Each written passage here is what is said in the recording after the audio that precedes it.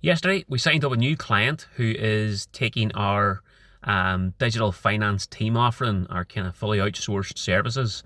And the client is now paying us probably 4 times what they pay their year-end accountant. And the question you may ask yourself is why? Why on earth would somebody pay a significant chunk of their hard-earned money, much more than what they're paying their existing accountant?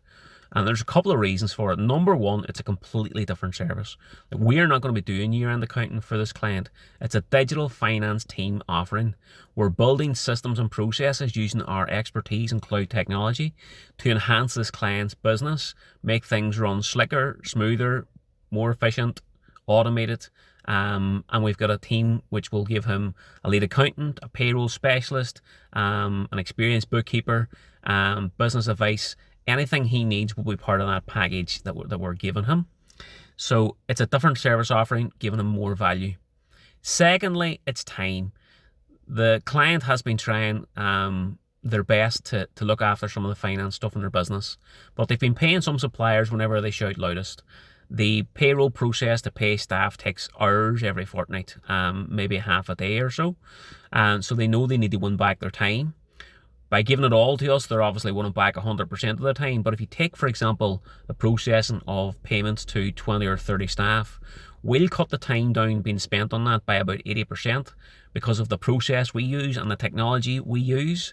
So he knows that even if he was to take it over again, he's going to have a massive return on his investment by having the process in place to do it as well. Third reason is he values the effort that we're going to put into this and sees the value we're going to give.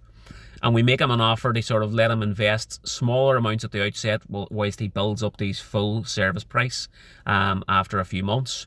And quite important around that is this is a growing, scaling business, and he knows that if he wants to take his business from sort of 250,000 pound turnover onwards, he needs a finance team of some sort, and it makes much more sense to give it to experts with a digital expertise like Satori Accounting to let us handle all that for him. So there are very valid reasons as to why you should invest more in your finance department than what you're currently doing.